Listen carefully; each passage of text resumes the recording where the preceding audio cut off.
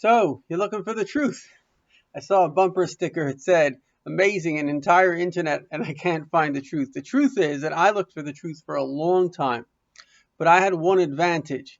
The advantage that I had is that I was born into the truth. Well, not exactly. You see, the truth is buried. It's like a needle in a haystack within Jewish mysticism. And really, the truth boils down to five principles.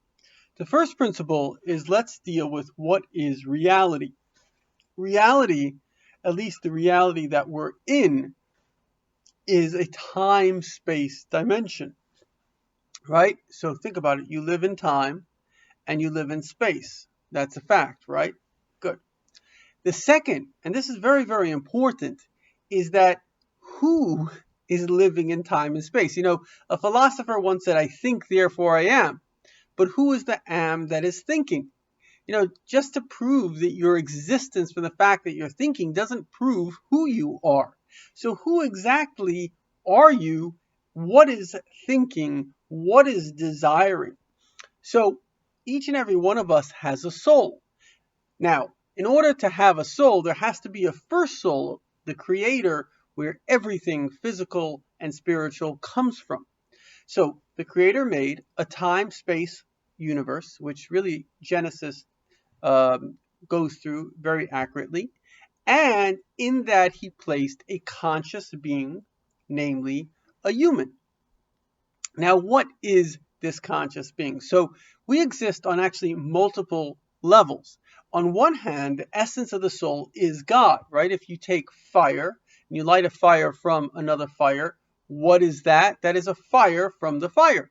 So your soul is the first thing. It's just now in a new location. Now, the Kabbalists go into great detail saying there can't really be something outside of God because he is everything, but it's in a kind of a black hole, in a bubble in which we don't perceive the existence. So now you have the original source, the flame, in this bubble, time-space dimension, which doesn't perceive its original source, so therefore sees itself as its own living entity. So again, what are you? You're a flame of God. Your soul is coming, basically it's God. It has to have a source where it comes from. However, you're in a perception that you are your body. If I asked you to point to yourself, what would you do? Point to myself, I'll point to my heart. But here's an interesting thing. Close your eyes for a second. Point to yourself, I point to my head. Why? Because when I look visually, I see self, I see objects, and I consider those things as existing. But really, what am I? When we speak about your soul, you're really your mind. Because if you didn't have a mind, you couldn't say you really existed. You wouldn't even perceive your own existence. So that's what makes you you.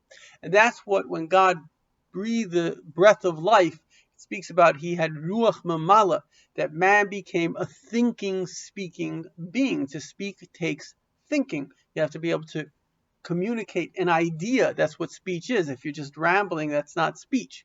So therefore, what is the soul? It's part of God, and it is a thinking, speaking. Basically, it is a deep, deep, deep spiritual entity, because thoughts are concepts. So we're able to think conceptually, and that's a very great thing. So now we know two very important things. We live in a time-space dimension, and we are souls, which is literally God, but we don't perceive that. What we do have is the quality of being deep and being able to perceive, being able to communicate. These are amazing things. Now, we have to ask, why did God do this? Because if you do something, particularly the more intelligent you are, the more meaningful is what you do. Somebody like a child that doesn't have much brain, so they'll do things that are meaningless. I don't know, play with some little things.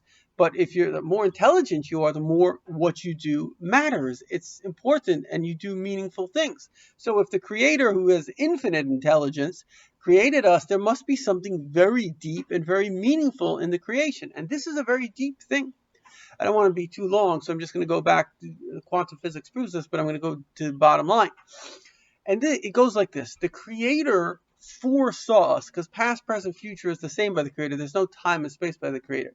He foresaw us. He looked at me, right? Little me and little you, and he says, wow, I love you. And this is very much like a parent. The parent, in a way, foresees the child. They give birth to the child without fully foreseeing the child, but they're so enamored by the fact of having a child. And yet, God fully saw you. He didn't. He's your creator. He designed you. So he knows you and he loves you, just like the parent loves the child. You're an offshoot of his.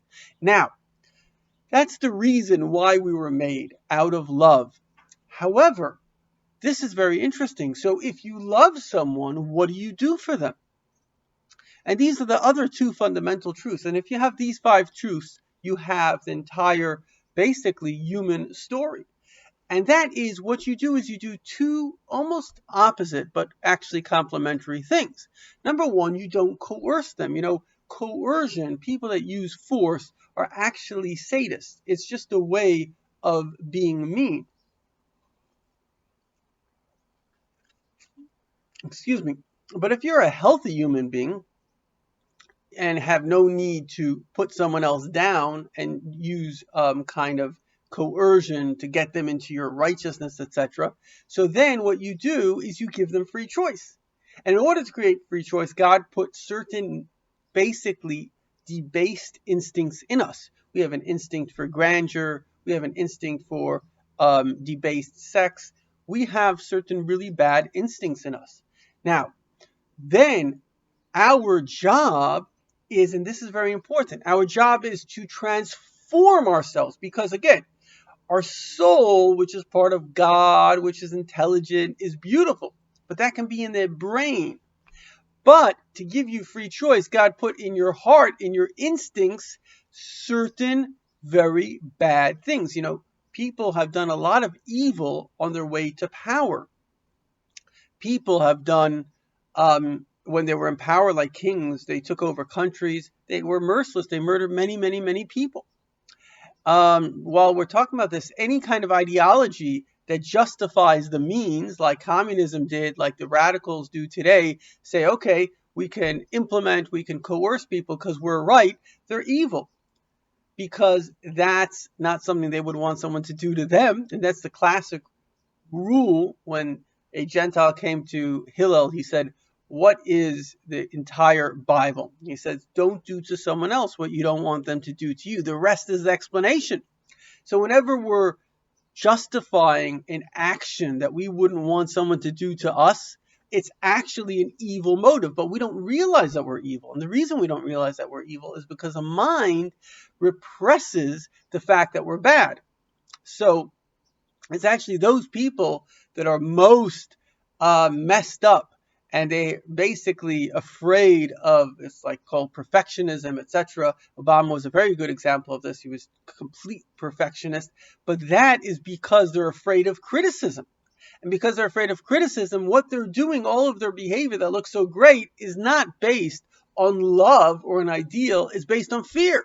And meanwhile, there's this jealousy. Why should I have to feel, and it's a terrible feeling, I've been there before, feel anxiety all the time and you feel good? So the mind starts to create, well, you're actually very bad, and what I'm going to do is I'm going to coerce you to become good.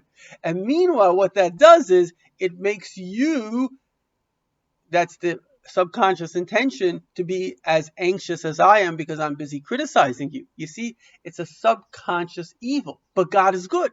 So God really gives us free choice. There really is good.